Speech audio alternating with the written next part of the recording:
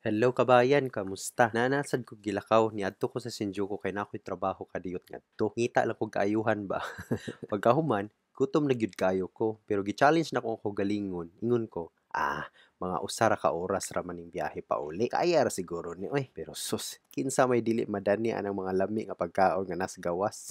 Saon man gud, hunahuna nako sa balay ra gyud unta ko mangaon. Pero ni decide gyud ko nga mangkaon na lang sa gawas kay naa ako'y nakuryusan nga lugar sa mall nga duol sa amoa. Farm to table daw ang pangalan sa restaurant. Nya pag-abot nako didto, daghan kaayo og sagbot sa menu. Murag garden ra kog kalit. Pero akong giari gyud kay ang mga karne na excited ko sa mga pagkaon. Murag nag-aabot tanan akong mga cravings sa usa ka lugar ba. Ni-order ko og burger steak, og steak. Social kayo eh. Pero nagunahuna na lang ko ba, kaniadto sus, maglisod pa man gani ta og sulod og mga restaurant. Mauwaw patag mag-order kay basin sayo pang atong pronunciation ug masipyat ta sa pag-order. Mura kag moingon nga kaon lang tas walay, safe pa. Pero karon yano na kayo ay walay korat. Murag wala lang confident na mag-order bisan unsa. Bisan pa man gani nga naa pa usahay na ay dili masabtan. Katawa na lang. Tudlo-tudlo gagmay ba.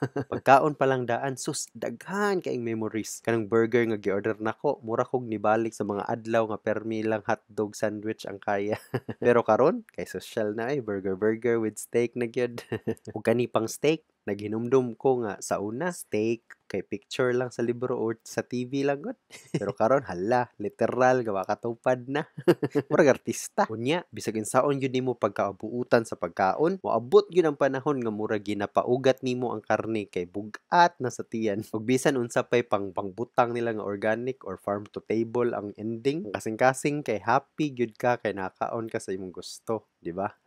Pero sa tinuod lang, pili lang ni para kaon-kaon lang. Mao bitaw ni atong gi-enjoy karon kay panagsara ni. Nung duman nato, unsaon nato pagsulit kay ang paningkamot nato para raman gyud na sa kaayuhan sa kinabuhi. Bisan karon naka-experience ta og mga sosyal nga mga butang, pero ang mga importante ang kalipay ug ang pagtan-aw nato sa kaugmaon ug kabayan bisan unsa pa, padayon lang gyud ta. Bayan, padayon lang.